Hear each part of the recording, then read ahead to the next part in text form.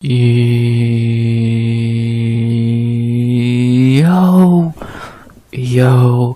RX back with another breakdown of UFC 311 Makhachev versus Tsarukyan 2. We back with another breakdown of a card that is, of a pay-per-view that is great. Like, not sarcastically or anything, this card's fucking great. Like, this is one of the best cards I've seen them make in a long time. And I'm shocked by how good it is. Like, I can only think of maybe one or two fights on a card I really don't care about, and that's impressive when on a 14-fight card. Like, the main card's great, prelims are stacked.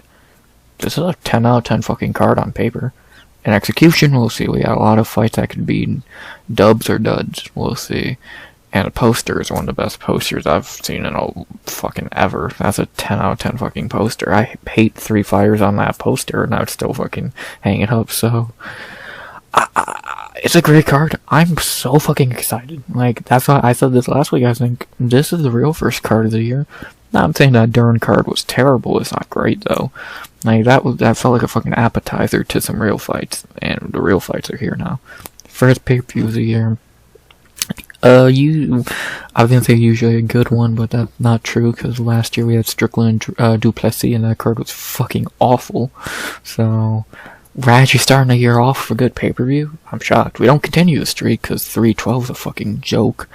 But, you know, I'll take it. I'll fucking take what I'll take what we can get. Enjoy this card English. Enjoy this card and forget about what's coming up next. Just enjoy the moment of a great pay-per-view, and that's what I'm gonna do. Because especially as I break it down. So. Yeah, not very much I'll say. I'm just fucking excited for this card. I can't wait from pretty much every fight on the card, almost for a different reason. And I can't wait. I have a few favorite fighters on the card. And at least the most important one, is an old fight he should win, so I'll take it. Yeah, I don't like a few of the fighters on the card, actually a good amount, but what can you do? Still a bunch of good fights. I can't wait for them, so. In the fucking Intuit Dome, I believe how you say it, that's gonna be an insane fucking atmosphere for this. I can't wait for that because I saw fucking Monday Night Raw in there last week and that was badass. Now I get to see the UFC there. I can't fucking wait for this card. But I'm gonna stop fucking teasing the breakdown. I'm gonna get into the breakdown. So unless I'm getting anything else to add, which I don't think I am, the card's great and I'm ready to break it down. So only thing I have to say before I do is please like, comment, and subscribe for English, 100 subs, the goal by the end of 2025, as always. 30 away. Can we do it? I doubt it. But I've talked about that enough. I don't feel like talking about it anymore, and I doubt y'all care to hear it anymore. So I'll just say 100 subs goal by the end of 2025, and let's break down some fights for our first pay-per-view in 2025. So, yeah, unless I'm going to say something, great to break down our first pay-per-view of the year. 14 fights again, like last week, but this card's a little bit better, a smidge, and it's down to fucking Apex, so, you know, a little better. And, yeah, I think we can get into the breakdown now. I can stop rambling and wasting your time, so, you ready? I know I am. UFC 311 breakdown, 14 great fights in LA. Prayers up for LA. Hopefully all the fires and all that have stopped or have calmed down. I don't keep up the news like that, but hopefully all that's getting more relaxed. And clearly we still got the card there, so yes, at least it's not fucking up the arena, which I don't know. We didn't have to move to Las Vegas at least, so I guess you can find one positive and all that bullshit. Prayers up, stay safe, and let's break down some fights. You ready? Let's go. 14 fights, and with a pay-per-view, of course, we have early prelims, but they are actually really good for once, as we begin the night on the early prelims in the flyweight division with a fucking banger of a fight. Like, does it make a lot of sense? No. Is it still a really good fight? Yeah. As in our first fight of the night in the flyweight division, we begin the night with a banger that makes really no sense between Tagir Ulanbekov versus Clayton Carpenter. What a fight. What a fucking great fight. Makes no fucking sense. I'll get that in a second, but great fight. I'm really excited for this fight if it actually happens, because we know someone likes to miss weight. So knock on all the wood you can find. Well, I'll say that a few times during this card. Tagir makes weight for once, and we get this fight, because he fucked up fighting Joshua Vance, so don't do that again. But what a great way to begin the fucking night.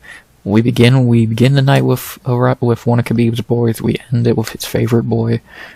What a fucking card, man. I can't wait.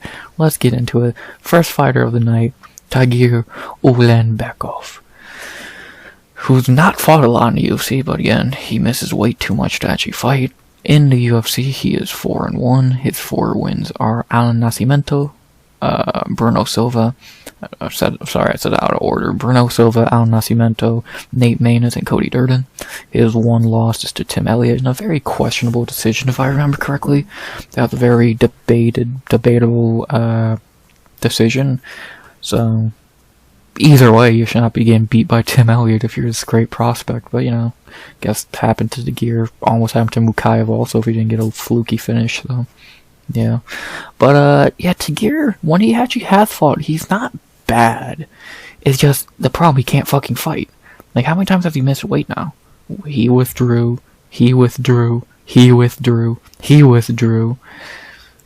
Has any of his fights been cancelled because of the other guy?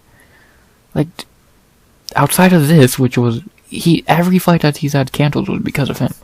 Like, dude, what the fuck is wrong with you? You're lucky to still be in the UFC with this bullshit. 1, 2, 3, 4, 5, 6, 7 fights canceled because of him. That's fucking insane, man. That's truly fucking insane. Like, the fucking Russian privilege, man. People think it's a joke. Nah, bro, it's fucking true. Dude, if this dude was not Khabib's boy, he would not even be ranked, let alone still be in the UFC with that track record. But Russian privilege, it's the thing. Try to look at Umar Nurmagomedov, who we'll talk about later. So, Tagir has better wins than him. But, let's talk about Tagir's, when he actually does get to fight, he's not bad.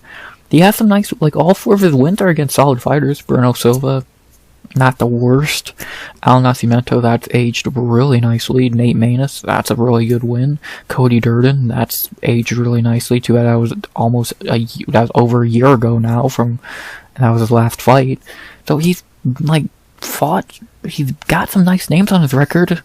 Like, a bunch, like, no top ranked dudes, but a bunch of, like, the really decent, like, outside the rankings or, like, low half of the rankings guys. So, like, outside of, he's beat 2 dudes who are ranked, and 2 dudes who are always been close to the rankings, so, he's not beating cans, I'll give him that much, just, he's not fighting enough to actually make these wins mean anything, which that's been his problem. He's fought 1 time every year, outside 2024. The last time he fought twice in a year was 2019, so, he's not bad, just he needs to fight more, and he needs to fucking make weight more and all that, so. And his 1 loss to Tim Elliott, again, that's a bad L. Like, I like Tim Elliott, he's a fine fighter, but he's the guy who beats, like, your fucking mid-level guys like Nate Maness and Victor Altamirano. He's not meant to beat Tagir Ulanbekov. But he did, apparently. I still think that was an interesting decision, but, you know, shit happens. I don't know, Tagir's good, his striking's alright, of course he's Russian, so his ground game's the star of the show. He's 33 years old, though, getting older, not fighting a lot, so who knows how rusty he's gonna be in some regards. He's an interesting fighter, so hopefully he makes weight, and hopefully we get to see him here, because he could get a really big win here, like, a win here, and he can really boost himself into the fight with the top 10, but he actually needs to make it to the fight and win the fight, so we'll see. I'm intrigued. I'm excited to see Tagir back. I think he's a very interesting fighter, but he actually needs to fight. So, we'll see if he can finally do that on a card with his cousins or whatever the fuck they are at this point. Let's see how Tagir does in his return. I can't believe that was the last time he fought. Felt like I just watched that Durden fight, so crazy. But Tagir is back. Speaking of guys who don't fight a lot, but I guess he's now going to start fighting a lot more, Clayton Carpenter, his opponent. He is 2-0 in the UFC, coming off Contender Series. His 2 UFC wins have been Juan Camilo Ronderos and Lucas Rocha. Not the best wins in a row. Ronderos is not good. He's been cut for a reason. He was terrible. And then Lucas Rocha, who he beat only a few months ago. That was a nice win. Rocha is a solid fighter. Carpenter looked amazing in that fight. Got a bonus for it, so he looked great. He looked really fucking good in that fight. And he's looking like a real prospect in this division. Like, flyweight needs more of those. He's very young. He's only, 23, 28? Coming out to MMA Lab, which we know is a great fucking gym for many fighters. Carpenter is looking like he's going to be active again, because he fought in Contender Series, took a break from August to February, fought again in February in his UFC debut, and then didn't fight again until October 24. So it looks like he's going to be active again, which is definitely ideal, as he is already 28. So at 23 you could do that, but at 28 you gotta start fighting more. So if he can stay active, he looks like a real prospect, and especially in a fight like this, if he can pick up a win here, get in the top 15, dude, that'd be impressive. So Carpenter's good striking, good grappling. He's very well rounded. We'll not really seen him go deep into a fight in a while, so we don't know how his cardio is. But if that Rocha fight, he went about halfway and looked fine. So I'm intrigued. I think Carpenter's a very interesting prospect, and they're giving him a big boost here. Should he really be fighting Tagir Ulanbekov? No, he should be fighting someone a little. He should be fighting like Jimmy Flick or something like that. He should not be getting a top 15 dude. There's definitely other guys who would deserve this fight more, but the UFC clearly sees something in Carpenter that they're willing to give him a ranked shot when he really does not deserve it. So let's see if he can prove he does deserve this shot, and hopefully he doesn't get fraud checked. So let's see, man. I'm excited. I think this is a very good fight to be in tonight, and we're gonna learn a lot about Clayton Carpenter here. So let's see what the kid can do. Let's see if he's legit or a fraud. The Bekoev first fight are kind of crazy in my opinion. Tagir Ulanbekov -325 to +260. I get the fight doesn't make sense, but if you take away rankings and all that and just compare these two as fighters, I don't think the odds should look like that. I would probably have Tagir. I think Tagir should still be the favorite, but not -325. I would have him closer to -180. I think 180, 185 would be a little more on the nose. I don't think he should be that big of a favorite. I think this is a fight he could lose. He is a lot older. Yeah, he has more experience, but he's not fought in a year. He's 33 years old. He's shown some problems in his game. Again, he had problems with Tim Elliott. I get Carpenter's inexperienced, but the kid looks good. Tagir, not often fighting, clearly has a problem with the flyweight cut. It's a closer fight than the odds show, in my opinion, and it's interesting. Who am I going with? It's close, man. It's a really close fight, but it's a really good fight, man. What a fight to be in the fucking night. Give me... I'm feeling the underdog to begin the night. I'm leaning Carpenter. I think he's younger, he's hungrier, he's fighting more often to Tagir at least. He at least just fought compared to a year ago. Give me the underdog to begin the night. I have a weird feeling. I think Carpenter is one of the two best dogs on the card. And I'm gonna lean with the fucking undefeated youngster. Give me Clayton Carpenter by decision. I think he might spring the upset. Tagir's shown problems in the past. Doesn't fight a lot. Cardio weight cutting issues. I think Carpenter's probably better on the feet. give me Clayton Carpenter by decision. Could this look like a really bad pick come the end of the fight? Of course, Carpenter could get fraud checked pretty easily, but I have a feeling. My feelings usually don't fucking win at all. Very rarely, at least. Definitely not last week. But I'm just gonna keep going with my gut feeling. Give me Clayton Carpenter by decision. Either this will look really smart or really dumb by the end of the night. We'll see which one. Well, fuck, by the end of the night, by the end of the first fight. So, give me Clayton Carpenter by decision. In a very close fight, a fight closer than the odds should say. Even if Carpenter loses, I think this fight will be closer than the odds look. And either way, give me Clayton Carpenter to begin the night to start the night, spoiling the undefeated chance for the Nurmagomedovs. They got Tagir, they got Umar, they got Islam. Tagir starts it all off. Let's see if he can win. But I'm gonna go to underdog. Give me Clayton Carpenter by decision. Close fight, tough one to pick, great fight. Give me the underdog, Clayton Carpenter. And still undefeated. The only undefeated dude on the card. I believe. Oh no, Payton Talbot is as well. Oh, and Umar. I forgot about Umar. Well, I forgot about Umar being undefeated. It's kind of hard to lose when you fight nobody. Different story. We'll talk about that later.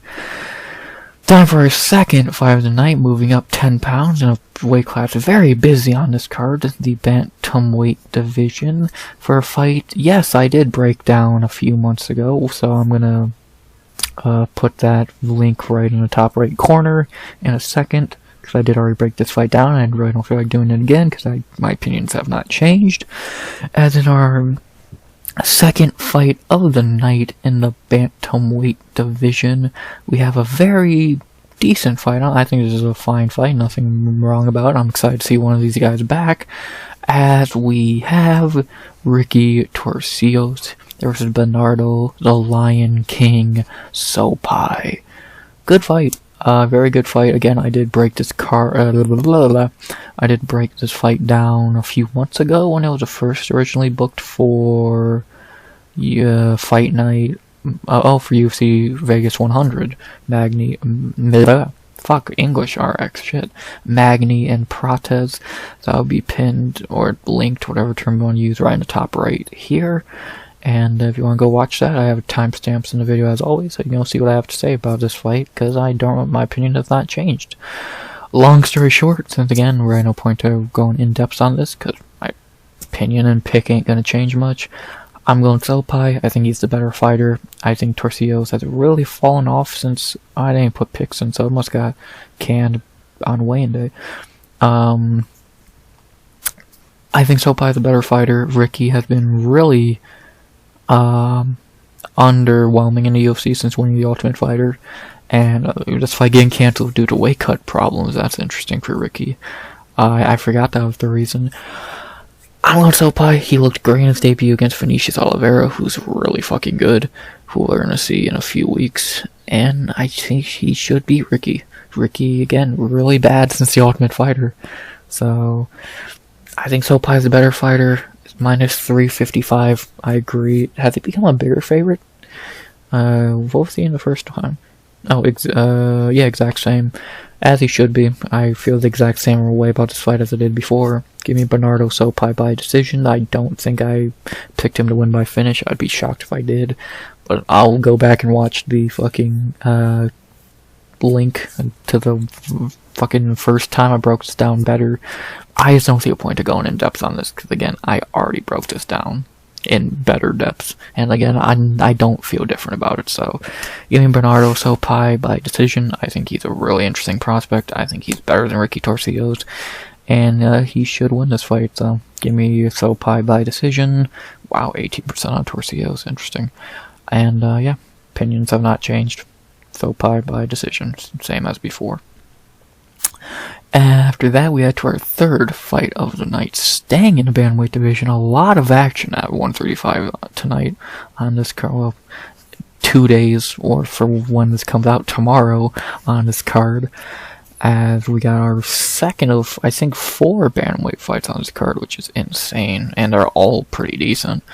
as in our, when this is the worst fight on the card in my opinion, I think that says a lot, as in our third fight of the night in the bantamweight division again, we have another fight that's decent. Do I think it's better than the Sopaj fight? No, but I think this is a fine fight nonetheless, as we have Rinya hybrid Nakamura versus Muin Tagir Gafurov. This fight's fine.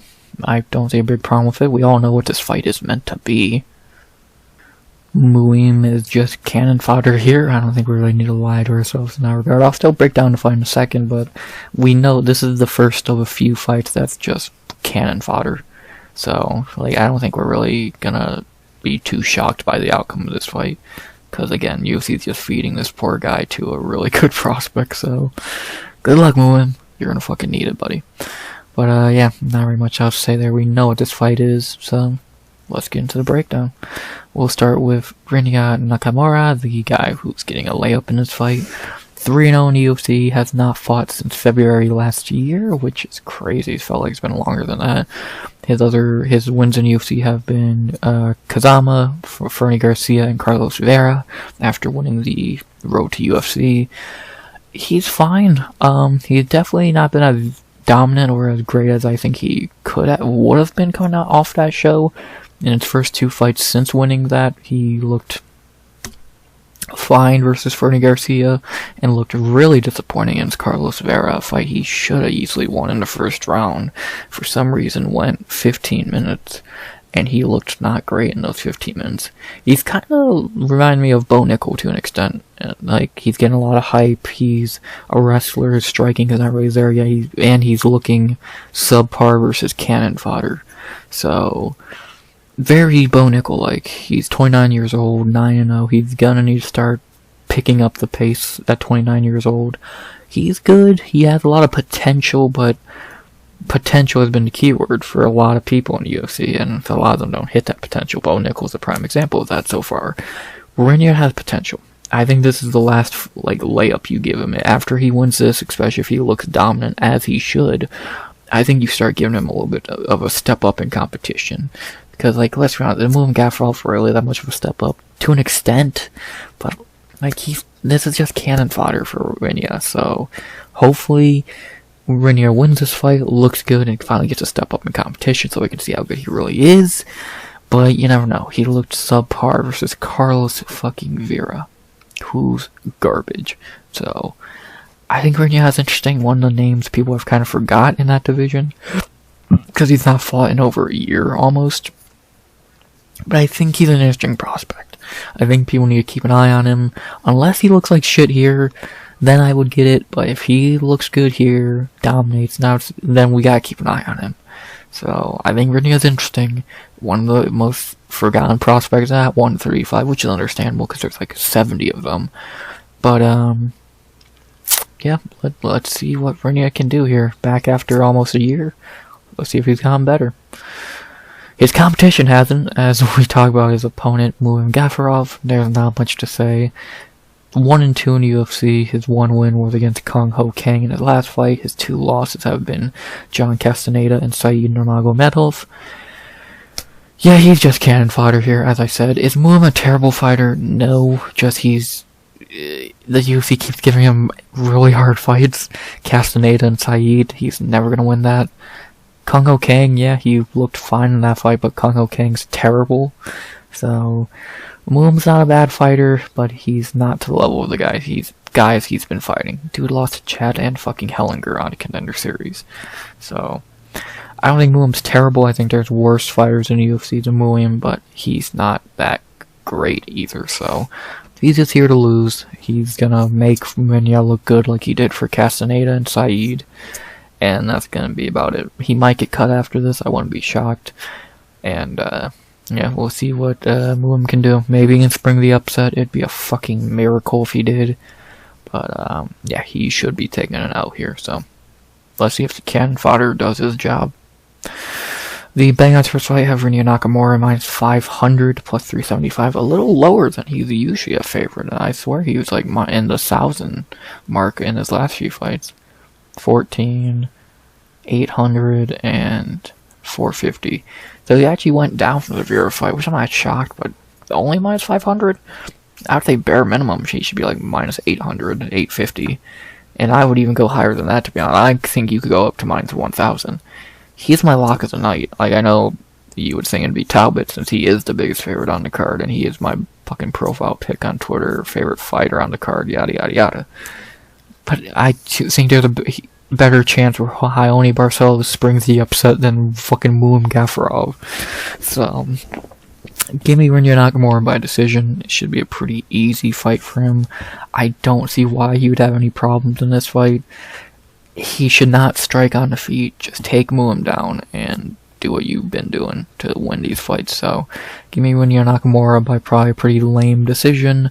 But lock of the night needs to do what they gotta do to win. So, give me Rinya Nakamura by decision. My lock of the night. Pretty easy. Cannon fighter is gonna cannon fighter. Do your job, Muin, and make Rinya look good. Pretty much what Dana's telling him to do, so let's see if he does it. Rinya Nakamura by decision.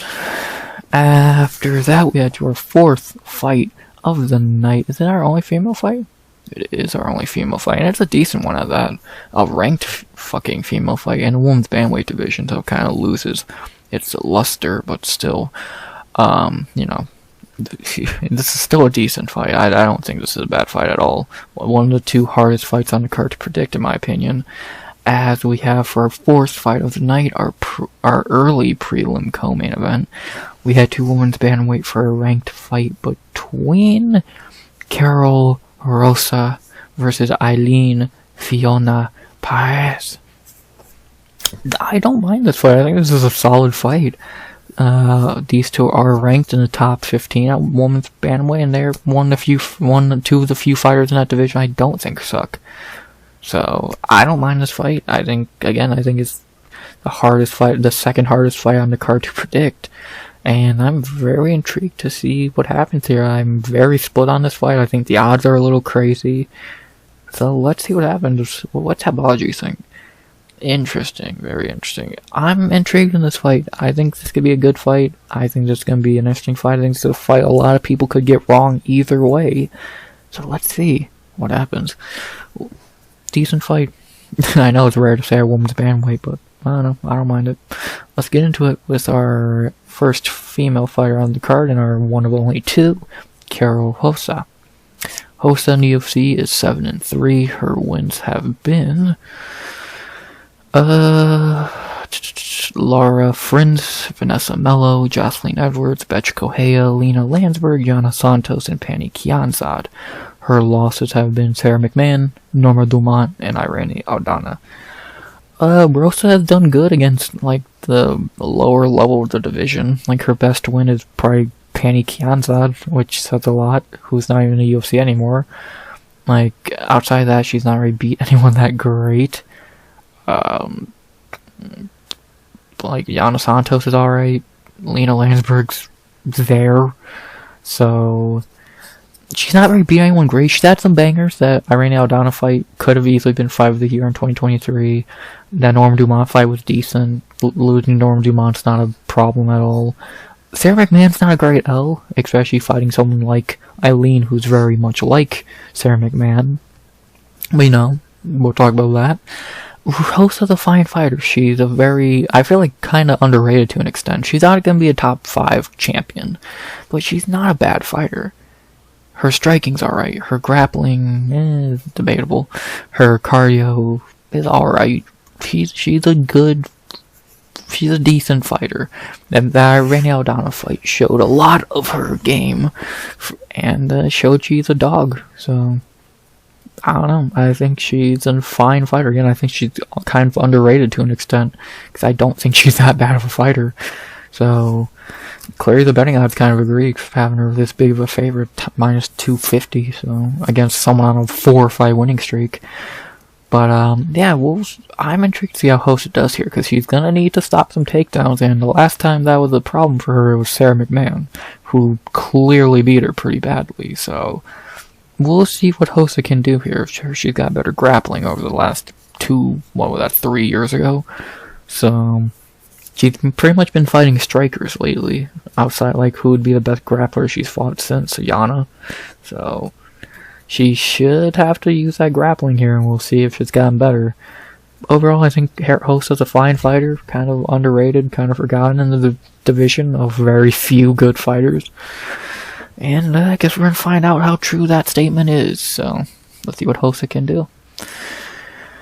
To talk about her opponent, Ailín Pérez, more known for other things than fighting.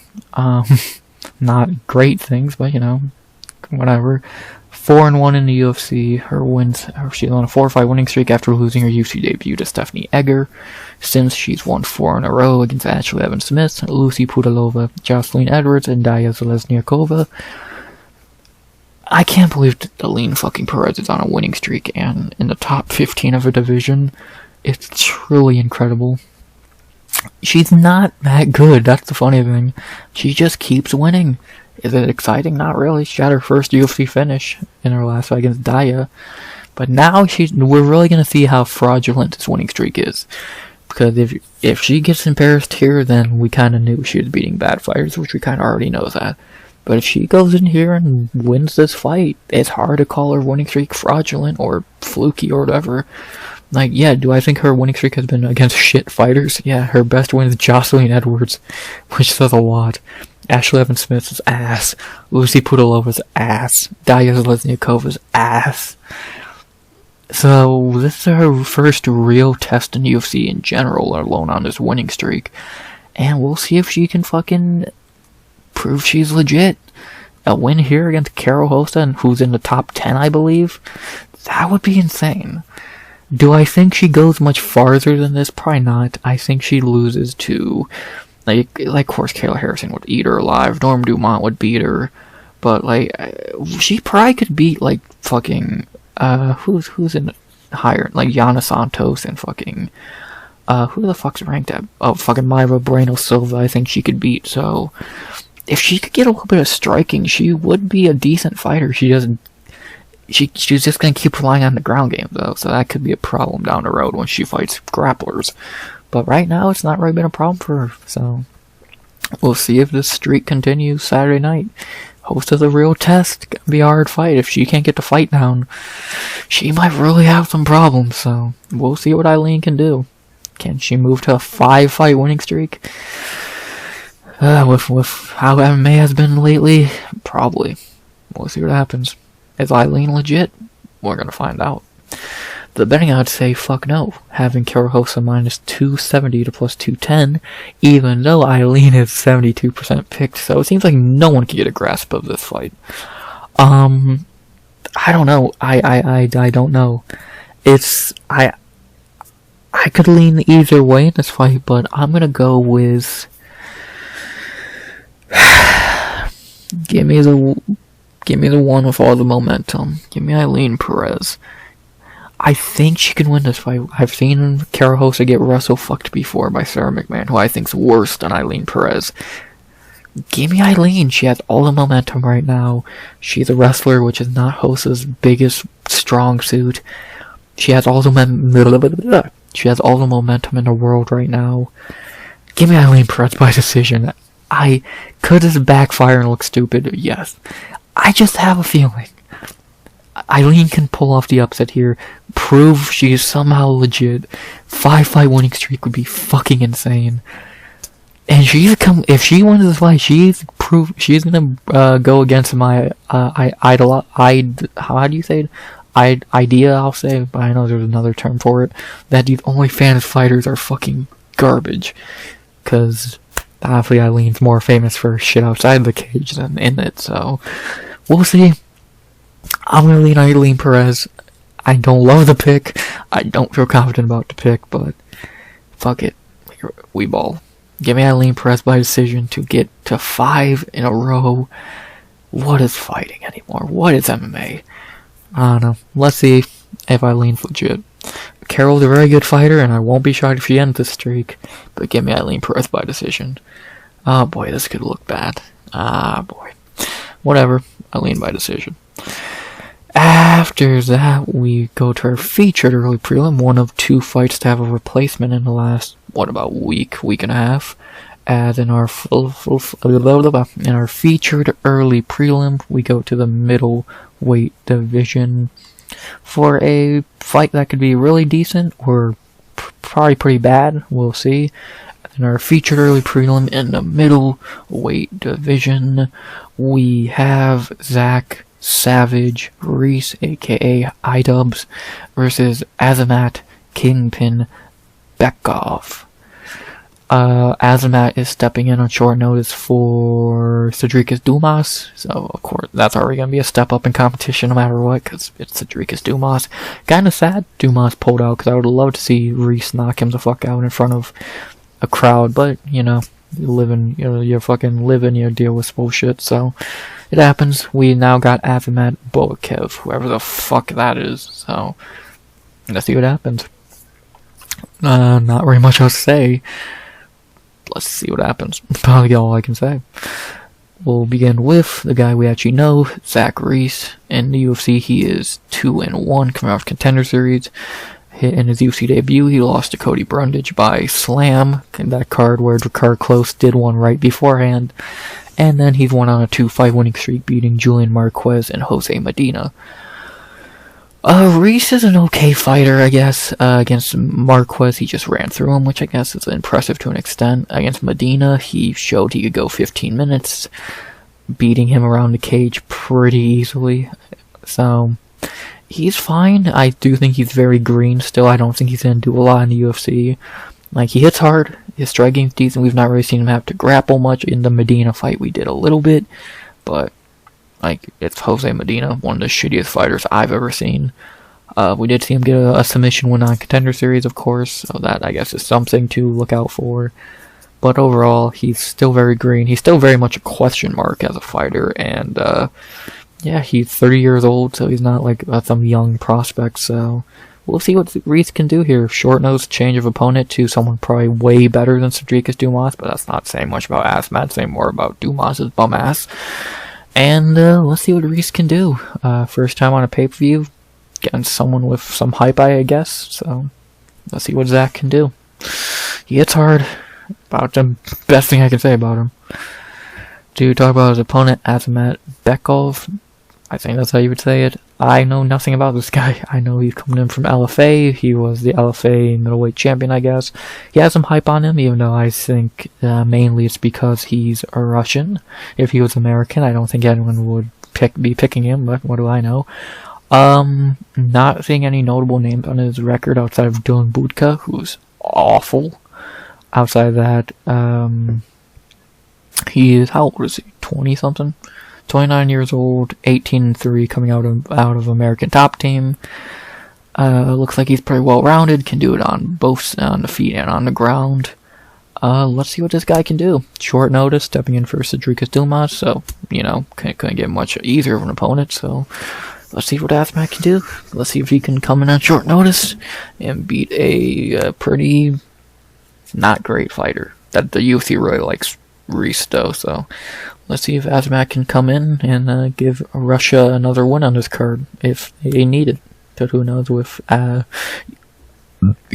Marab with Umar Islam and Tagir. So yeah, can you tell I'm kinda lost on this fight? I don't know who the fuck this guy is. I'm not doing tape study. I don't care to do tape study. I study you when you're fighting live in the UFC. So, Azamat, let's see what you can do. The betting odds for this fight have Azamat at -230 to +175. I don't know if I agree because I've never seen Azamat fight. I would probably say no. But again, what do I know? What Tapology think? Okay. Again, I think he's been getting picked for one reason. So, if he was American or Brazilian or fucking Mexican, Australian, he would not be getting picked. But on this card, being Russian, Zach Reese is not that good. I think it's really playing a factor for him. So we'll see if I'm right. If he gets completely starched in a minute, then I was completely right.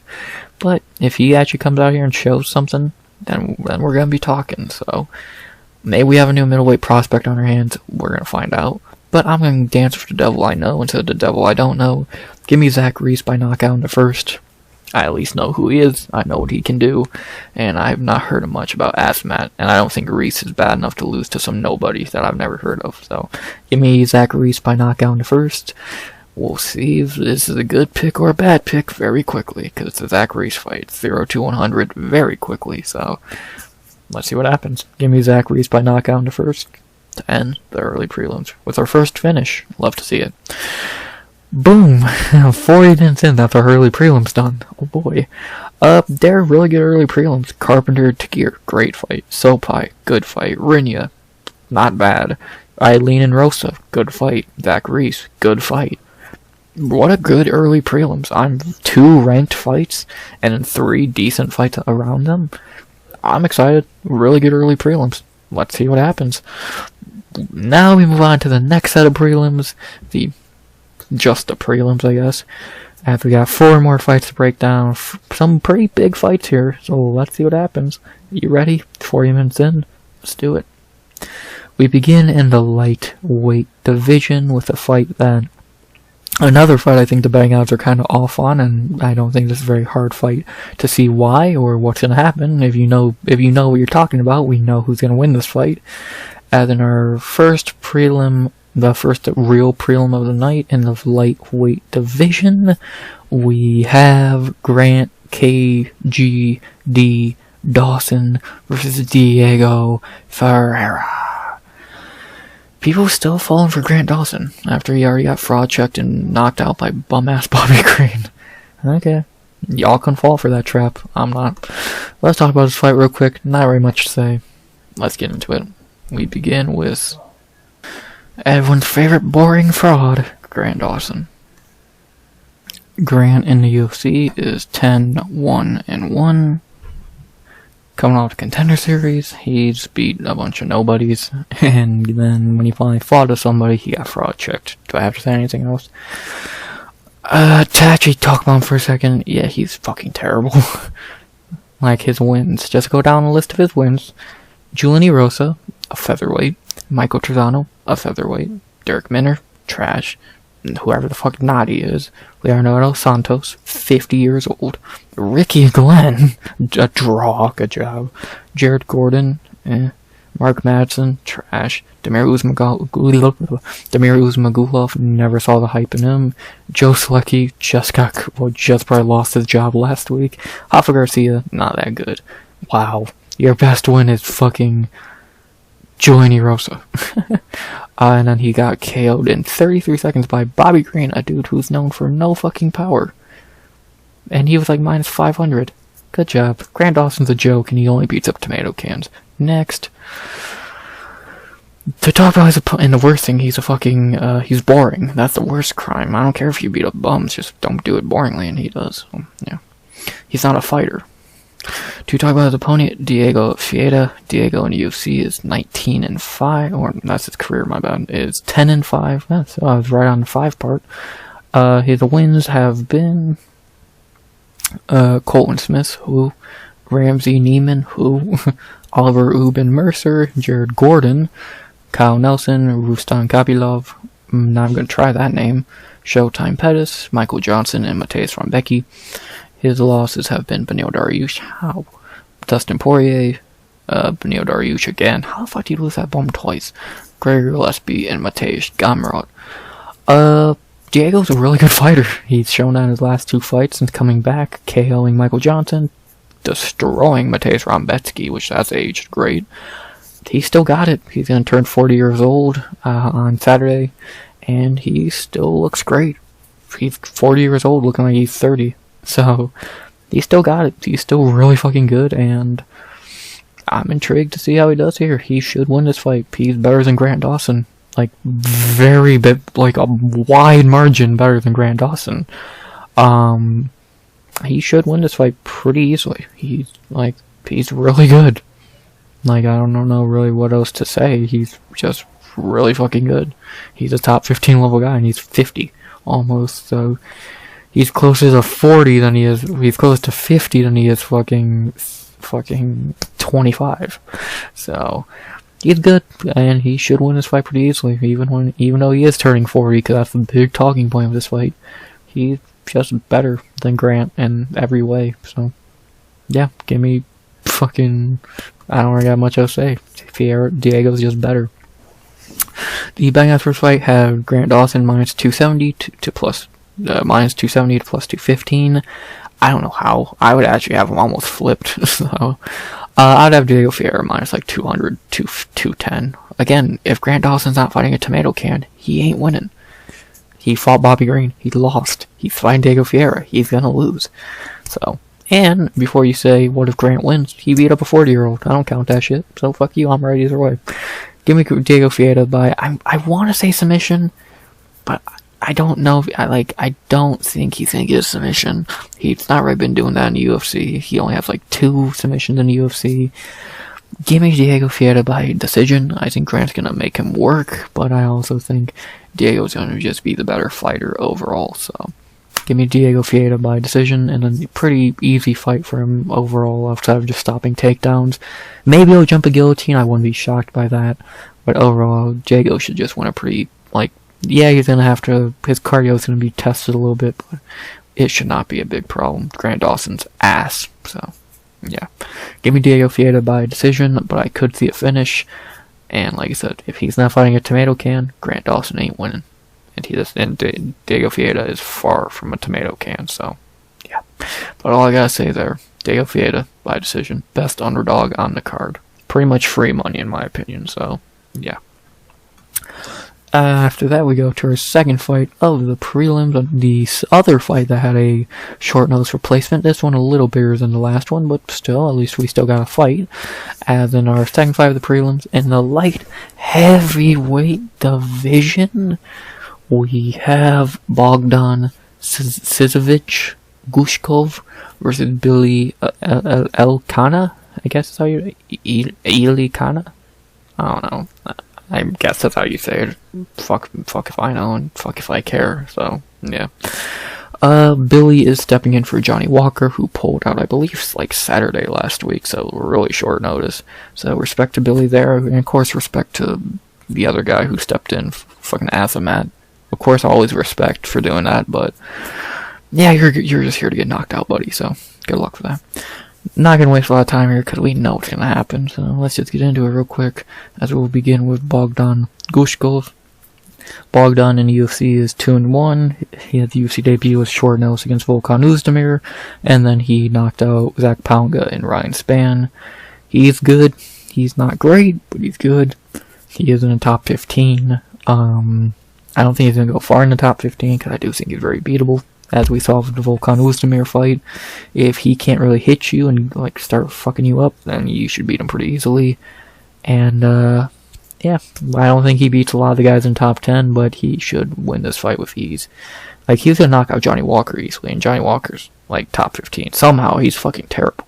I like Johnny Walker, but he's fucking terrible, so what can you do? This is not even that much harder of a fight than Johnny Walker, in my opinion, so. And that's how bad I think Johnny Walker is. That this random Billy dude is not much more of a step down, so, yeah. Not very much else to say. Bogdan's just getting handed a free win here, and he's going to take it, so. Free win here, and then he'll probably, maybe they'll rebook him and Johnny or some bullshit. Who knows? Not very much else to say. Easy for Bogdan Guskov. I'm not hiding my pick. I don't think I have to. I will talk about Billy for a second. I don't really got much to say, but I will at least click on his profile. He's coming from LXF, not even LFA, couldn't even get that far. He's 7-1, not a bad record, I guess. Lost to Daniel Compton. I don't even want to click on this guy to see if he's good. Nope.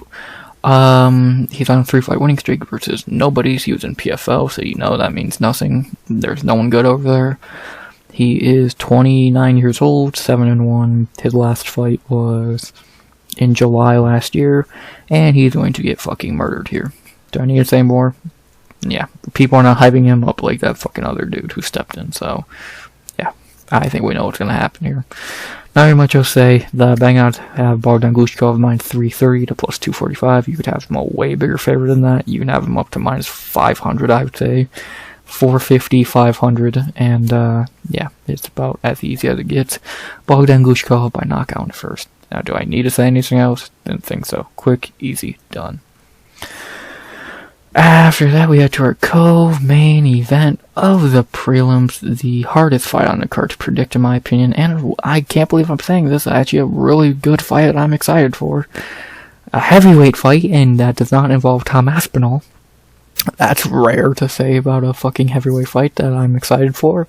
So, this better live up to the hype. Then our second to last prelim of the night, our co-main our co-main to the prelims in the heavyweight division.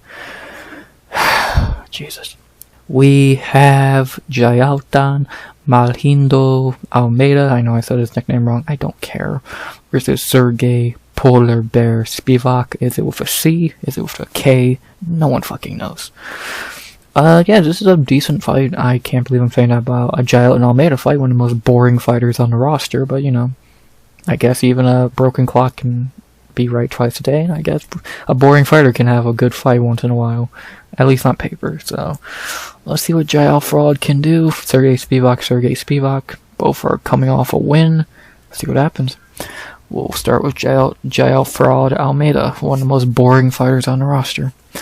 7-1 in the UFC. His wins have been coming off Contender Series: Danilo Marquez, Parker Porter, Anton Turcali, Shamil Abdurrahimov, Jairzinho Rosenstrike, Derek Lewis, and Alexander Romanov. His only loss in UFC has been when he got fraud checked by Curtis Blades. Thank you, Curtis Blades, for beating the boring bum.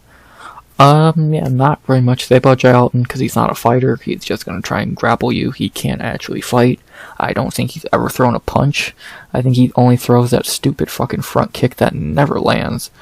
And, yeah, he's going to try and cuddle with you. But last time he fought someone who can actually cuddle back, it didn't go too well, so we'll see what Jailton can do here in a very interesting fight. If we've not seen him have to fight a guy who can stop a takedown and make him fight. Will Serghei be the first one? Maybe. You never know. Good chance of it. So let's see if Jailton has finally learned how to fight. So the roided up monster that is Jailton Almeida, who should just be a light heavyweight, but you know, roids. And, yeah, let's see what the fraud can do. After beating the great Alexander Romanov. Ooh. Yeah, not much to say about Jailton, because he's not a fighter. He's a nut sniffer. And he's to the extreme. He won't even throw a punch, so you know he's dedicated to sniffing nuts. He gets another chance to this fight. As we talk about his opponent, Serghei Spivac. A guy who I sort of fight by fight changes. One fight he's great, one fight he's terrible. I don't fucking know anymore. Serghei in the UFC is 8-4. His wins have been Tai Tuivasa, Carlos Felipe, Jared Vanderaa, Alexei Olenek, Greg Hardy, Augusto Sakai, Derek Lewis, and Marcin Tybura. His losses have been Walt Harris, Marcin Tybura, Tom Aspinall, and Tsarukyan. Like I said, I swear Spivac changes from fight to fight. In the Gon fight, he looked like he'd never been in a fight before. In a Tybura fight, he's the first heavyweight to ever get a fucking armbar or whatever. It's like, the fuck? I don't get it. I truly don't fucking get it, but that's heavyweight MMA for you. Spivac's a little more well-rounded than Jailton, but that's not saying much because he actually knows how to throw a punch, and he actually will. Not well, but he will. He's not gonna do anything in the UFC. We've been known that. Like, he can beat bottoms of barrel guys like Greg Hardy and Derek Lewis that doesn't even try. But every time he's fought someone halfway decent, he's got demolished. Like, his best one is what? Tai Tuivasa and Derek Lewis. Two guys who, let's be honest, if they didn't have power, have no idea how to fight. So, like, the only reason this is really a debate if Spivac can win, because Jailton sucks so bad that we know if he can't get a takedown, he might have a fucking panic attack. So, we'll see if Spivac can stuff a takedown or do what Curtis Blades did. It's a possibility. Again, I think this is the hardest fight on the card to predict, because I don't trust either. I think both are terrible. So, let's see what happens, man. I'm very intrigued. So I think this is the first fight booked on this card, and it's a very interesting one. So let's see what happens. The betting odds think it's a pretty easy fight to predict for some reason. They have Jailton Almeida minus 450 to plus 340. No, I think Jailton should be minus probably 220, 230. He should win, if you think about it. He should be able to win. Spivac does fucking crumble under any fucking pressure or anything. But I don't think it's a complete wash. I think Spivac's definitely a live dog. I think he could get the upset. I don't think it's likely, but I think there's a chance. I think there's a chance Spivac could get the upset if he can stuff a takedown or two and make Jailton actually throw a punch. We're in for an interesting fucking battle, so more than likely it's a Jailton Almeida fight. He's going to get Spivac down and cuddle with him a lot, because that's what he does. He's not a fighter. But you never know. You never know with Spivac. One fight he can fucking have no idea how to fight. The next fight he can go for a fucking armbar off his back. So we're gonna find out which is which. So I want Spivac to win because it would be funnier to watch Jailton lose again because he's not a fighter and he's a roided up fucking boring bum. But more than likely, and I don't feel like getting this fight wrong, so give me Jailton Almeida by boring decision because that's what he does. So give me Jailton by cuddles. After 15 boring minutes, he'll get his hand raised for some reason, even though he never threw a punch, and that'll be that. So Jailton Almeida by decision. I hope the upset happens. I think it's possible, but more than likely we get some cuddles. So, yeah, about really all I gotta say there. And now for our featured prelim. My boy is back and he's climbing up the ladder of the 135-pound division. And then our featured prelim, back in the bantamweight division, we have a banger that's gonna be fun as fuck, especially after my boy wins. Well, as my boy wins, I guess would make more sense. And then our featured prelim in the bantamweight division, we have Payton Talbot versus Ioni Barcelos. What a way to end these prelims. The future champ Payton Talbot versus the OG Ioni Barcelos.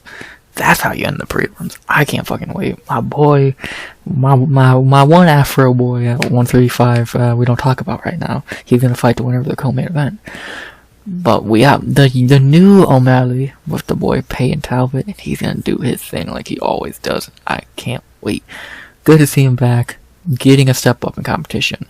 Let's see what happens. We know what's gonna happen, but we'll still say let's see what happens. We'll start off with Payton Talbot.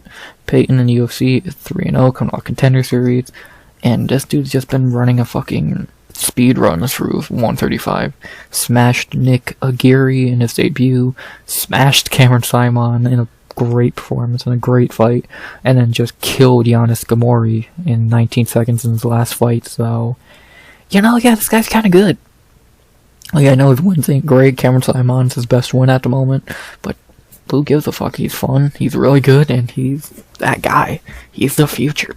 He's Payton fucking Talbot. I don't like that he shaved the afro. I think that's kind of lame. You gotta keep the fro, but new year, new Payton, and he's gonna show that. He's gonna be in the rankings sooner than later. He's gonna be winning that bout sooner than we think. And, yeah, man. Payton Talbot, baby. What can I say? Dude looked flawless in the UFC. So, he's back. Biggest favorite on the card. He's, 28 years old? 22 years old? 26 years old. And, yeah, he's the future champ. What else can I say? What else can he do to prove that? So, yeah. To talk about his opponent, old man Ioni Barcelos. Ioni in UFC is 7-4. His 7 wins have been Kurt Halaba, Chris Gutierrez, Carlos Houchin, Saeed Nurmagomedov, Khalil Taha, Trevin Jones, and Christian Quinones. His 4 losses have been Timur Valiev, Victor Henry, Umar Nurmagomedov, and Kyler Phillips. Ioni's good. He's been a good fighter for a while in the UFC. How long is he in the UFC now? Okay, 2018. I thought it'd been a little longer than that. But 2018, he has some really nice wins on the record. Saeed, Gutierrez, fucking... Like, those are two very good wins, two former ranked fighters. And then his losses are not great. Timur Valiev, okay. Victor Henry, that's not a great O. Umar, we'll talk about that. And Kyler Phillips, that's understandable. I say this every time, I swear to God, but people don't remember Jaime Barcelos' hype. Like, around, this time, dude, he was so hyped up. People saying he would smash O'Malley, he could, how does he do against Piotr Jan, and then he loses to Timur Valiev, which is fucking amazing. So, and fucking Victor Henry back-to-back, so... I don't have anything against Jailton. I think he's a fine fighter, but I just find it really funny how much hype he had, and now just, gone. And now he's fighting a guy with that hype level, so... Let's see what Grandpa can do. He's 37 years old. He's coming off a win that wasn't very impressive against Quinones a year ago, almost. His last good win was Saeed, and that was in 2019, so... We'll see what he can do.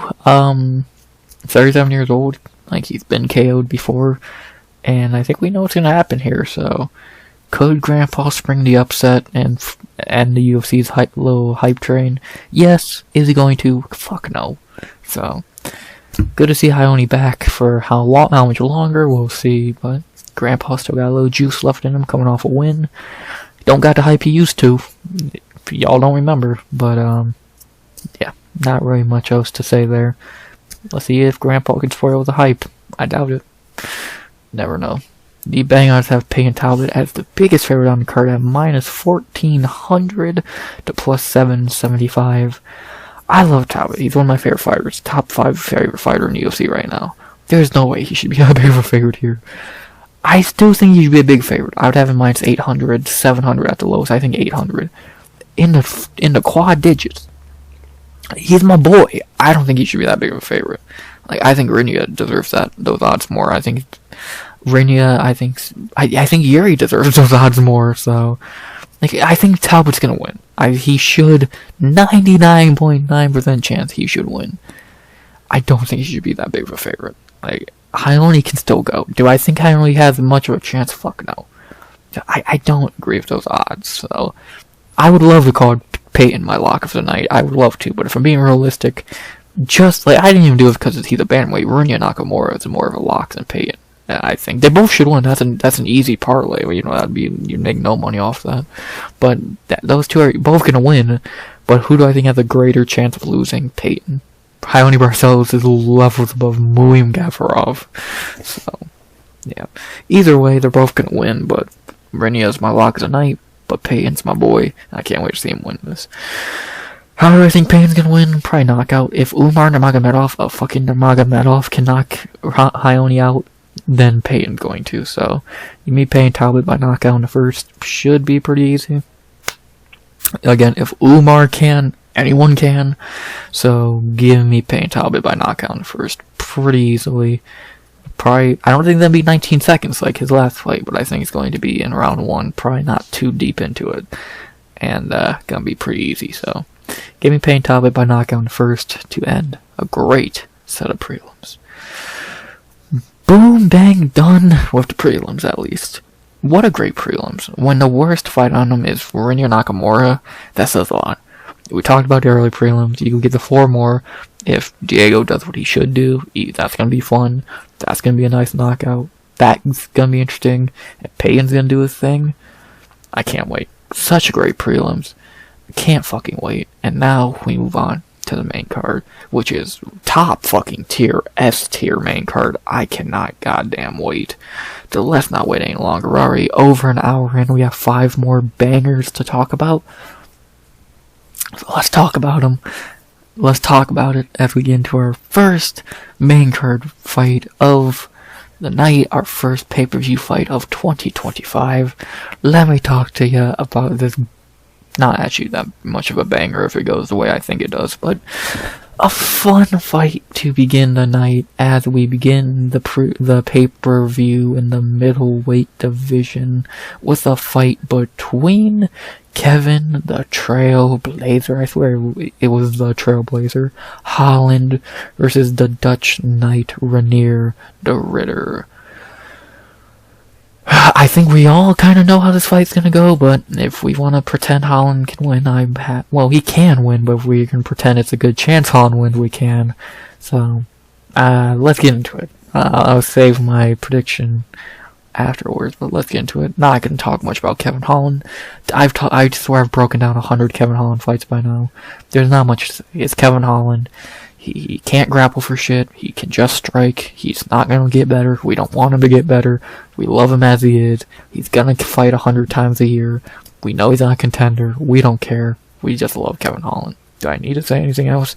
No. Kevin Holland, he's a striker, and that's about that.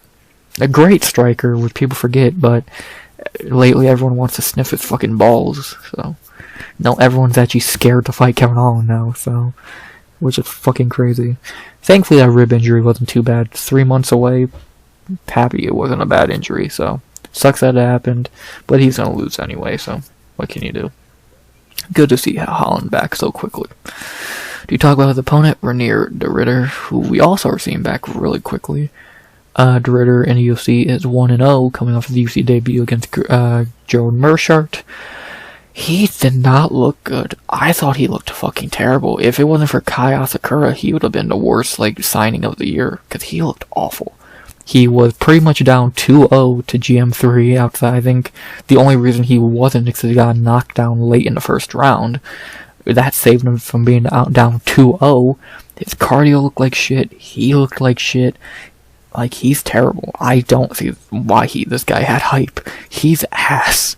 He should have lost that fight, to be honest, if it wasn't for a fluky late submission. Again, good chance he was going to be down, well, not good chance, he would have been down 2-0 if he wasn't for a knockdown, so he got bailed out there big time. And he's getting bailed out again here because he's fighting a guy who has no grappling. He fought a guy with no striking before, now a guy with no grappling. So... like, I gave de Ridder a chance. I gave him a fair shot. I was excited for his debut to see how he does. I think he should have had a bigger fight. I think he should have been on a bigger card. Nah, I was wrong. Because if he had a better fight in his debut, we would not be talking about him right now. We'd be talking about who beat him. So, I'm not impressed with de Ridder at all, and I won't be after this fight if he does what I think he's going to do, so... And he's old. He's like 37 or whatever. Or 34 still. That's not young for a big UFC signing, so... we'll see. Maybe he looks better here. Debut jitters, bad style matchup, whatever you want to call it. He needs... if he wants people to, look at him as not of a joke signing, he needs to fucking show up here, because he looked awful in his debut, in my opinion. Again, the only reason it wasn't the worst debut of the year for a big signing, because Kai Asakura shit the bed right at the end of the year, so... against a shittier fighter, so what did that tell you? I don't know. We'll see what de Ridder can do. I'll give him a second chance, because I do think he's going to win this fight. But man, he needs to show up and win this fight. If he looks like ass again, dude, I don't think he has a chance against anyone in top 15, so... this is time to show up on pay-per-view against a guy everyone loves. See what you can do, Reinier. The bang odds for this fight, I believe I have Kevin Holland as a favorite at this point, which I don't know what people are seeing in this fight. I love Kevin Holland too. We all love Kevin Holland. He's not meant to win this fight. We know Reinier going to try and cuddle him for 15 minutes because he's going to be scared to fight him. I'll tell you right now, if they just went to kickboxing match for 15 minutes, Holland knocks him out easily. But let's be honest, Reinier is going to shoot a takedown within the first 2 minutes. And it's going to be over from there. Holland has no get-up game. He's not really that good of a grappler. He's not a good grappler. He can't grapple. And Reinier is just going to lay on him for round 1, round 2, and round 3. Is de Ridder the better fighter? No, because he's not a fighter. He just wants to cuddle Kevin. So, and that's what everyone does. They cuddle Kevin. No, why does the UFC keep booking Kevin Holland in fucking fights against grapplers? We know he's not a contender. He never will be. Have him fight Paulo Costa. Have him fight Charbol. Have him fight Michael Morales and Carlos Prates. We don't want to see him fight fucking Rodolfo Vieira and Andre Petrosky and Bo Nickel. We want to see him fight guys who will actually give him a fight. We don't care if he wins or loses in those fights. We care when he loses bullshit like this because you book him in stupid fights like this. So, I don't get it. I don't get the UFC's booking, especially of a guy Dana loves. Dana loves Kevin Holland. He's one of, like, Dana's favorite fighters. And he clearly doesn't show it, though. So, it's gonna be annoying to watch Kevin get cuddled by Rainier for 15 minutes, but the UFC keeps booking him in these fights against guys who are scared to fight him. So, like, look at his last few losses. Well, he won that Jack Della fight. Okay, fine, his last fight. But, like, come on. Fine, I'll give you a break, UFC. But still, you still booked him against Roman Dolidze for no fucking reason, so, yeah. I'm gonna put my pick in as Kevin Holland, because as Kevin Holland, I don't think I ever have done anything else. I don't think I've ever unbiasedly picked a Kevin Holland fight. Yeah, I picked MVP. And I picked Hamzat because I saw Hamzat was going to win. And I was stupid for doing that. Outside that, I've always picked in. Well, I didn't know what I was doing there. But, like, I'm going to put my pick in as Holland like I always do. I don't think he wins this fight. I would have Rainier minus 150. I think he should win this fight. Rainier should just take him down and win. He's bigger. He's a better wrestler, which is not saying much, and he should win this fight, so I'm going to put my pick in as Kevin Holland, biasly. Who do I think's going to win? I think Rainier de Ridder by boring decision, if not a submission. So, my unbiased pick, Rainier de Ridder. My pick I'm going to put into Tapology, Kevin Holland. I want Kevin to win. I think he can win. It's very unlikely in my opinion, though. So, give me Kevin Holland by decision. But I think Rainier probably gets the cuddle W, so, yeah. Not very much else to say. Come on, Kev, stop a takedown. You've got to learn how to by now, man, goddamn. We know he hasn't, it's fine. After that, we go to our second fight of the main card in the lightweight division of the first of two really easy fights to pick on the main card. In our second fight of the main card, we head to the lightweight division for a fun fight, as always, when you got one of these guys on the card. Between Benil Dariush versus Hanato Money Moicano. He needs money, motherfuckers. Yeah, this is an easy fight to predict. I don't need to say a lot here. Benil lost 2 in a row, hasn't seen him and since that Armand fight, he's gonna get his ass beat here, nothing to say there. Benil Dariush is fucking terrible. I told y'all that from the beginning. Y'all didn't listen now, did ya? Dumbasses. I told you this guy sucks. Who did he beat? Nobody. Thank you. To talk about Money Moicano, because we always gotta talk about Money Moicano. 12-5 in the UFC since moving up to lightweight and becoming Money Moicano. He's let's see, what was his first fight up there? Was it Damir Hathovic? Yeah, so he's went, let's see, 4, 5, 6, 7, and 2. His only losses at lightweight have been RDA and Rafael Fiziev, which are not bad losses at all. His wins have been Damir Hathovic, Jai Herbert, Alexander Hernandez, Brad Riddell, Drew Dober, Jalen Turner, and Benoit Saint-Denis. I love Money Moicano. He's a great fucking character. How do you not love Money Moicano? If we're taking the character side and just looking at the fighter in the cage, I don't think he's that good. I think he's really benefited off on a cake walk of a fucking winning streak. And to be honest, he shouldn't even be on that winning streak. If Jalen Turner wasn't a dumb fuck.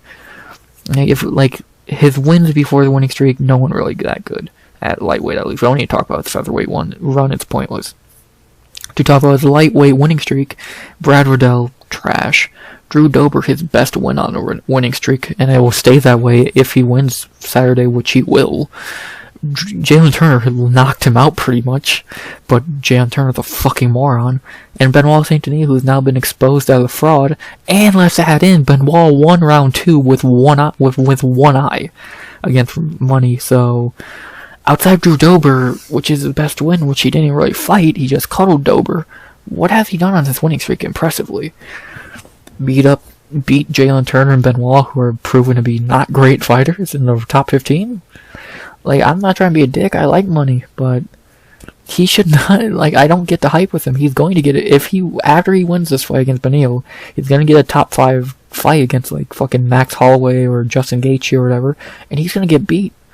I don't think he has a chance against Poirier, Gaethje, Holloway, Oliveira. Like, I don't. Even I think Paddy Pimblett probably beats him. I don't think Money is that great of a fighter. I don't think he's got better. I think he's just got lucky. So, and this is another example that Beneil Dariush sucks. This could be Paddy Pimblett in this spot. This could be fucking Rafael Fiziev rematch. This could be fucking Dan Hooker. But it says Beneil Dariush, who sucks on a 2-fight losing streak and a 1.5-year layoff. You see my point? So, right now, I like Money. The hype's gonna continue. But after Saturday night, and after I'm telling you right now, when he gets booked against Gaethje, Poirier, Holloway, and everyone hypes him up, oh, he's gonna Money Moicano 5 in a row, I'm gonna be one saying, he's not winning this fight. I don't think he's gonna win that fight. And if I'm right, I'm gonna be looking back at this video, and I've been saying this for a while now. So, I don't see it with Money. I like Moicano. I get it, he can't afford to lose. But it's also hard to lose when you don't get a hard fight, you know? So, we'll see what happens. After Saturday night, of course he's gonna win, but Dariush is a joke. But, I just find it hard to really fucking fall into the hype of Moicano when the best one is Drew Dober, who I love Drew Dober also. But let's be honest, Drew Dober's not that good. He hits hard. So, we'll see. I would love to see Money Moicano get the belt. It'd be the funniest shit of all time. There's not a chance that fucking happens, though. So, I would love to see it. What, do I think it's gonna happen? No. So, you never know. It'd be really cool. But, no. I think he's gonna get beat in his next fight. Not this one, and the one after that. So, yeah. Not very much else to say there. That's about all I can really add. Talk about the betting odds. They got Money Moicano at -175 to +145. I would have Moicano -4,500. He's gonna win this fight easily. Dariush is ass, and I've been telling you all that for years. It's funny enough, I say all that about Moicano when there's a guy right here that I was completely right about in the same boat. So, if anything, Moicano's looking in a goddamn mirror. A dude who got a bullshit winning streak against nobodies, and then he got beat by the top tier of the division. Who would have guessed?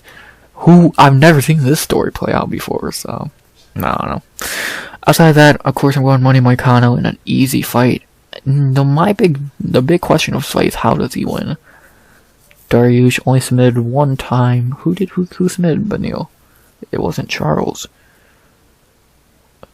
Michael Chiesa by rear naked choke. Okay. I'm gonna go Money Moicano by shit. He can't afford to lose. He can't afford to lose. Give me Money Moicano by submission in a second, baby. He can't afford to lose. Beneil has no chin. His ground game ain't that great. Give me Money Moicano by submission in a second. I might change it to a decision. We'll see. But Money Moicano can't afford to lose. He's not gonna lose to bum-ass Beneil Dariush. So, give me Renato Moicano by submission in a second. I might change that. I might not. We'll see. Either way, Money Moicano can't afford to lose, and he's not gonna lose to a bum like Beneil Dariush. Give me Moicano by submission in a second. And that's about all I gotta say there. Can't afford to lose. After that, we go to our featured bout of the main card. The easiest fight on the main card to predict, and just gonna be a beautiful fight to watch, because I can't wait to watch this clown get knocked out again. And then our third fight of the main card, going back to the light heavyweight division for again, just a fight that's gonna be pure joy to watch. Pure joy to watch. And then our third fight of the main card, we have Yuri BJP. I don't even want to know what that means with Yuri Prochazka versus Jamal Cry Dreams Hill. I'm trying to think of a funny Fat Dreams. There we go. Jamal Fat Dreams Hill. Yuri by whatever he wants. Like, I don't even need to say much. Yuri's going to run through Jamal Hill like it's going to be the easiest fight of Yuri's career. In the UFC, at least. Volkan was a harder fight. And then that fight at least went to the second round. Yuri should be minus 900. Yuri by knockout in the first pretty easily. I almost put Yuri as my lock of the night. It's very tempting to, trust me. It's very tempting to put Yuri as my lock of the night just because fuck Jamal Hill, he's terrible. But I'll be realistic, Rinya had a lesser chance of losing, so give me Yuri by knockout in the first pretty easily. He should be minus 900, as I said. And, yeah, not very much else to say. Pretty easy fight to predict, easiest fight on the main card to predict. Jamal Hill's a fat joke who's just going to cry about everything. And when he wakes up from his sweet dream after he got knocked the fuck out here, he's going to cry fluke and this and that and the other thing in between. So, yeah. Yuri Prochazka by knockout in the first, as easy as it can get for Yuri. Nice bounce back fight. That's all this is for him. And, yeah, not very much more I can add. Easy win for Yuri. Now we get to some title fights between some long-ass fighter names. Here we go. As we begin with our co-main event of the evening, our first of two title fights, and our first title fight of 2025. One that I can't believe I'm actually saying I'm kind of interested to see. I don't hate this fight. I wish it was someone else holding the belt in that division, but he'll fight the winner. And then our co-main event of the evening, our first title fight of 2025 is for the undisputed UFC Bantamweight Championship of the world between Merab the Machine Dvalishvili, however you want to say it, versus Umar Nurmagomedov. Here we go, a grappling match for the ages. I can't believe I don't hate this fight. I'm really intrigued. I'm truly intrigued in this fight. I hate both guys. I think both kind of suck. And we know O'Malley's going to knock out the winner pretty easily, so, that helps. But, I can't wait for this fight to an extent. I'm very excited. I'm very intrigued to see whose cuddles are better. That's the moral of the story. Whose cuddles are better? We're going to find out.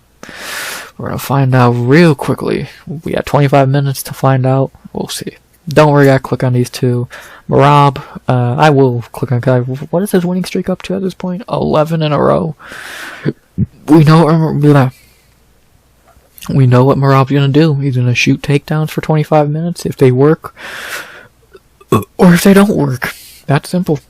He can't strike. He just won't strike. And it's kind of like he's kind of like Jailton Almeida. He just won't fight. So he's gonna shoot takedowns, but he won't fight. And then for fucking the challenger, Umar Nurmagomedov, we know what we're getting with Umar. Much the same. He has a little more of a striking game, but not much. We saw how great he did on the feet against Corey Sandhagen. A fight where he literally only won because he got a takedown at the end of every round. So without that, he would have lost. But, I guess looking mid against a shitty gatekeeper like Corey Sandhagen is impressive to people. Because he's had such a great UFC run, so many great wins that are going to be remembered for ages. If I don't slow down, you're not going to know his wins outside of Sandhagen. Serghei Morozov, okay. Brian Kelleher, okay. And Nate Maness, okay. Raoni Barcelos, which we talked about, okay. Who the fuck is Bekzat Almakhan, who dropped Umar in one round against him, let's not forget. And Corey Sandhagen, gatekeeper. Why is this guy getting a title shot? Oh, my bad. I know why he's getting a title shot. Yeah, I know exactly why he's getting a title shot. My bad. How dare I forget why he's getting a title shot? How dare I question it?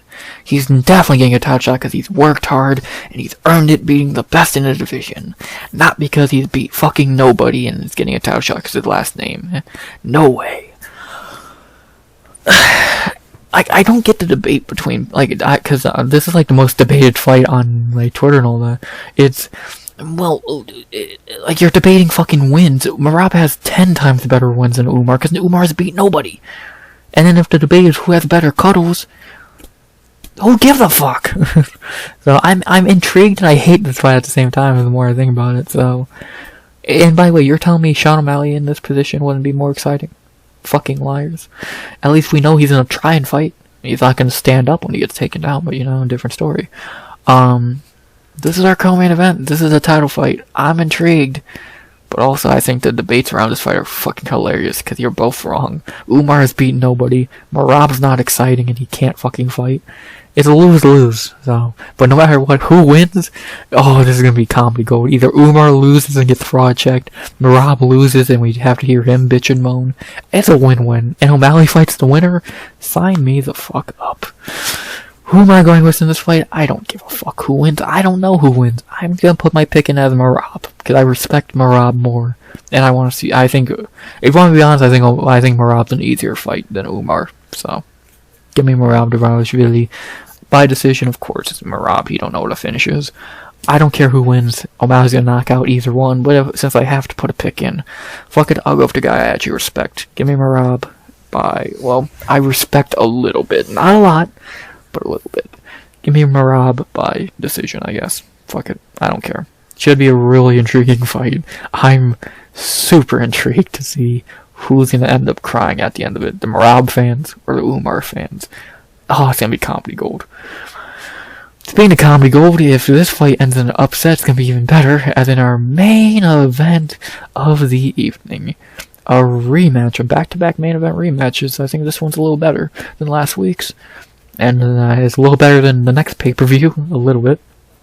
And then our main event of the evening for the undisputed UFC lightweight championship of the world. We got a rematch, 6-7 years in the making? I don't remember when the first fight was. Between Islam Makhachev versus Arman Al-Khalaqaid Tsarukyan. What a main event. I can't wait for this fight. This is the first Islam fight I'm actually excited for in a while. I know I'm excited for an Islam Makhachev fight. I know I don't like it either. What a fucking fight. I can't fucking wait. This is gonna be so fucking interesting. Something's gonna give. Someone's gotta give. What's gonna be? I'm intrigued to find out. After we know what happened in the first fight, Arman stepped in on short notice, Islam beat him in a close fight, and now, years later, Islam has won a few in a row. He lost to Volkanovski, but outside that Volk fight, he's been pretty much flawless in the UFC.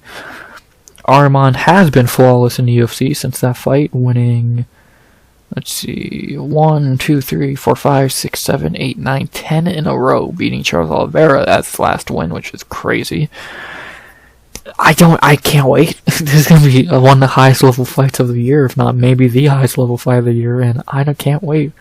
This is the first time going into an Islam fight I actually think he can lose in a while, since Charles Oliveira, to be honest. So, I did not think Volk would beat him, but he did. I did not think Poirier had a chance, but he looked great. Now we're in for an interesting fight. Can Arman spring the upset?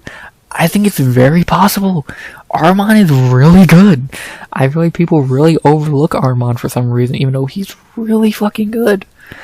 Like, what else does he have to do to prove he's really good? I've been saying he's really good for years. For like the last 3 years, I've been saying he's good, even after the Gamrot robbery. And everyone started shitting on him for that. It's like, dude, he got fucking robbed. So, he's really fucking good. Yeah, his wins ain't great. But like, still, people are gonna, even if he doesn't win, I think he's gonna put up a hell of a fight and people are gonna be fucking shocked.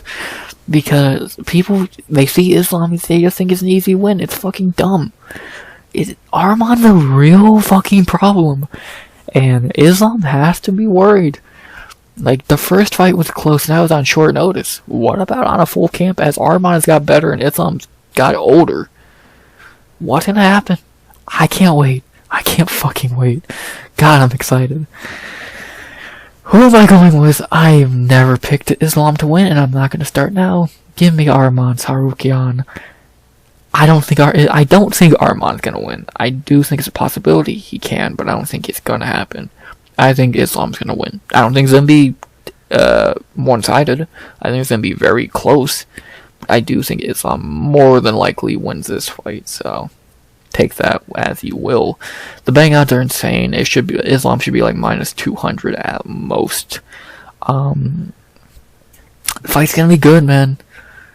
Fight's gonna be good, and I am so fucking excited. So let's see what happens, man. Let's see what happens. I can't wait to find out. What a fight. What a main event to end off UFC 311. We're in for a treat here. Let's enjoy it. Who's gonna walk out the lightweight champ? I'm gonna say Arman. I don't think it's really gonna happen, but fuck it. Fuck Islam. Give me Arman. I'll call it Cade. Tsarukyan in a banger of a fight. Arman by decision. We know Islam's never gonna lose a decision, so that's kind of stupid, but whatever. Can't wait. Banger fight to end the night. What a great main event to a great card. Let's get it. Finally, boom. That's the card. Only an hour and a half. Man, I'm shocked it was only that. Shocked it only took that long. To go over my picks one more time. Here we go. 14 of them. Clayton Carpenter by decision. Benardo Sopaj by decision. Rinya Nakamura by lock of the night by decision. Ailín Pérez by decision. Reese by knockout in the first. Diego Fieta by decision. Bogdan Guskov by knockout in the first. Jailton Almeida by boring decision. Payton Talbot by knockout in the first. Carol by decision. Hanato Money Moicano by submission in the second. Jiri Prochazka by knockout in the first. Dvalishvili by decision. And Arman Tsarukyan by decision. Bang. What a fucking card. Jesus Christ. Like, again, the worst fight on it is Rinya Nakamura. That says a lot, because that's not a terrible fight, so... What a night of fights. 14 fights. A banger pay-per-view. Please, nothing change. Make weight, you dumb fucks. And let's have a banger in LA. This is what LA deserves after having to deal with these fires. You get a banger UFC card. Enjoy it, baby. You deserve it, and I can't wait for it. We deserve it, more importantly, after having to deal with the UFC's bullshit week in and week out. So, we deserve it more than anyone. So, let's sit back, relax, enjoy it, and see what happens. You ready? I know I am. UFC 311 breakdown done. And we'll see what happened Sunday when I recap it. I'm intrigued. I think that's going to be one of the most interesting and maybe one of the longest recaps I've ever done. So, I can't wait. I'm excited. And let's find out what happens in Los Angeles on a Saturday night on a beautiful January night in LA to end January of fights. First pay-per-view of the year. Gonna be good. Outside of that, can't really think of much else to say. That's the card. Hope you enjoyed the video. Please like, comment, subscribe. 100 subs goal by the end of 2025, of course. And unless I'm forgetting to say something, again, first pay-per-view breakdown of the year done. You'll hear me recap it on Sunday like I always do. And unless I'm forgetting to say something, which I would be shocked if I am. Jesus. As always, RX out. Good vibes only. And always.